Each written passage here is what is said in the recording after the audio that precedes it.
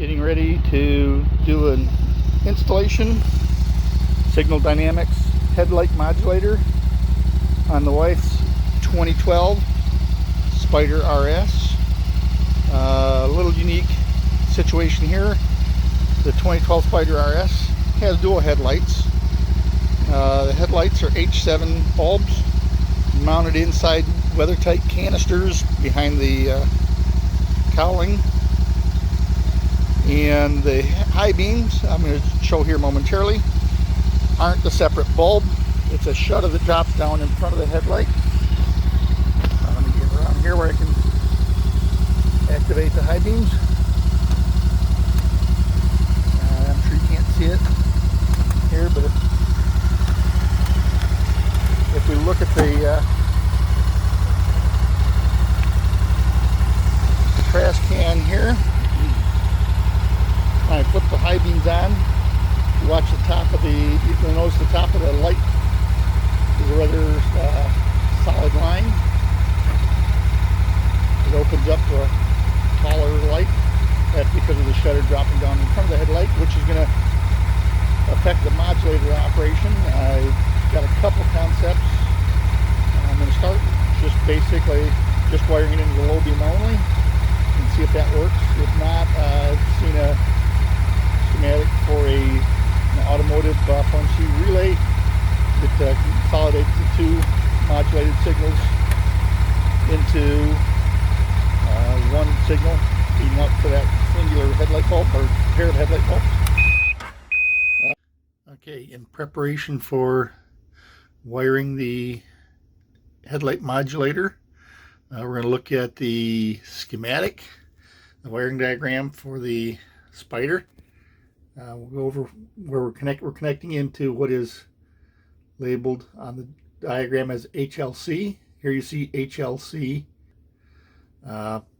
Pin 4 on HLC, our headlight connector, is tied down here to the ground bus. Actually, look at this back. HLC headlight connector pin 5, red with blue, 16 gauge. That ties down here to the headlight. That is the line we're going to modulate.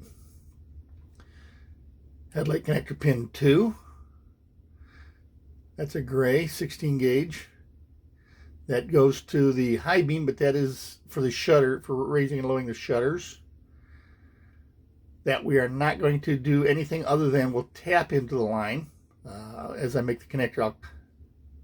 That will be used potentially to try to change the mode. We'll see if we need that. We'll see if it works. HLC3 seems to be for the passing function. As you see here, it's not connected, and we'll see where that helps us isolating the harness. That should be a female coming off the headlights circuit. There's a fuse for the fog lights. Here's HLC1 and HLC6, 120 ohm resistor, which is basically just emulating the load of the fog lamps. Off ECM, there's a signal line for to run the fog lamps.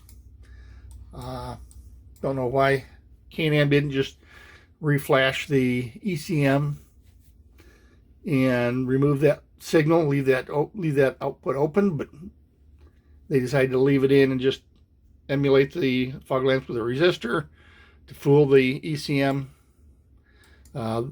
Basically, we're going to just run between on our little jumper for we're going to tie pin 1 on the male and female connectors together, tie pin 6 together on the male and female.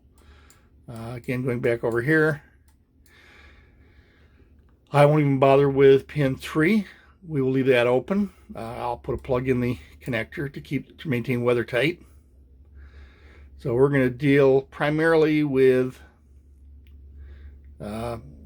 pin 5, which is our headlight signal, and then we'll bring a line over to the horn, which is located not far away from the where the headlight modulator is going to go.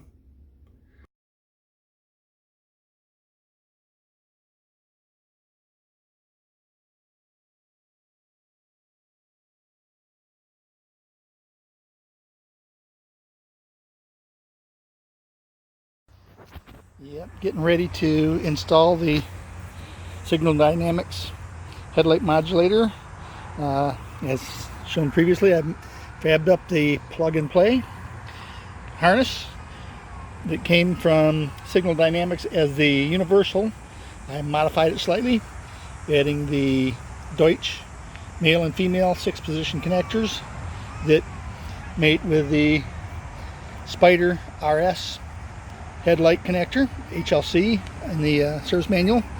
White, which is the high beam output. I have not used the red wire, which is the gray wire, which is the headlight. The red wire, which is the high beam signal from the bike, is tapped in, feeding the modulator, so I can enable and disable the flash signal. Ground, you can see I tapped in. Ground carries through from the connector to connector, as does the high beam.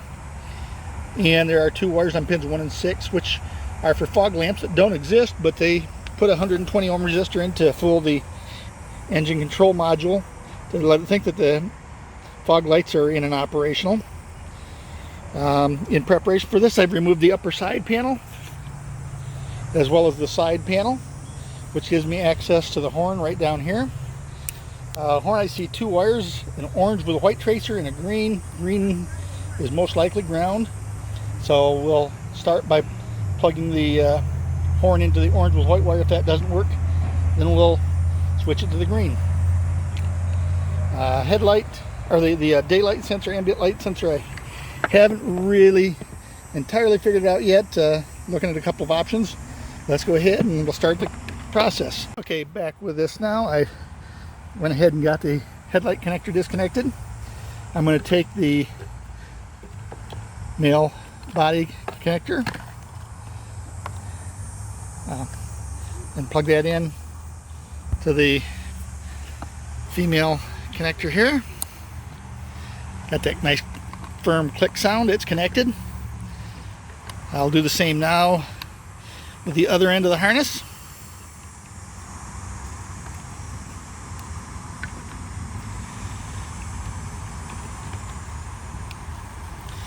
I've already plugged in the headlight modulator module. I'm going to go ahead and tuck this harness in, pull the slack back into the cowling. I can just take the module, push it over here, and drop it in behind the fuse panel. Now I've got to route the horn wire. I'm going to pull that out here. I'm going to lace that down through the cowling. Okay, I've got the horn wire routed through. I did on the end of the green horn wire. There's a little nifty little crimp-on connector. It's got your standard Spade female connector as well as a male blade. So I can plug this onto the horn itself and then plug the horn wire into that added terminal. So let's go ahead and... Okay, finally got it figured out. It was the green wire on the horn is the switched lead. So you can see I've got fast flash right now, slow flash, back to fast flash. And we have headlights and they're flashing. We have high beams. Let's flash the high beams 3 times. 1, 2, 3. I now have high beams on. They don't flash. That's my intention. If I'm driving around during the daytime and I want high beams on, I want high beams. I don't want lights flashing. So if I want to get attention, I'll just go back to the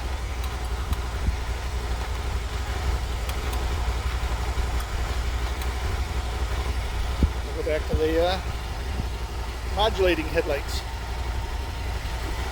And they're working. Now let's... Okay, on the fairing, that rivet right there is going to go in this location, and just rearward of that you can see we've got ample room back in here. I'm just going to drop this right out down through here, probably maybe even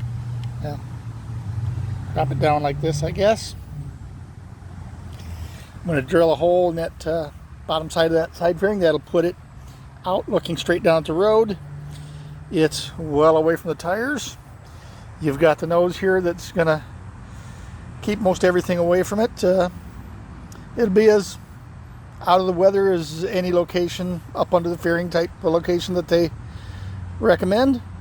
So that's where that's going to go. We'll go ahead and close things up at this point. We've already seen it working, so that's good. The photo sensor, if you turn around and look right underneath,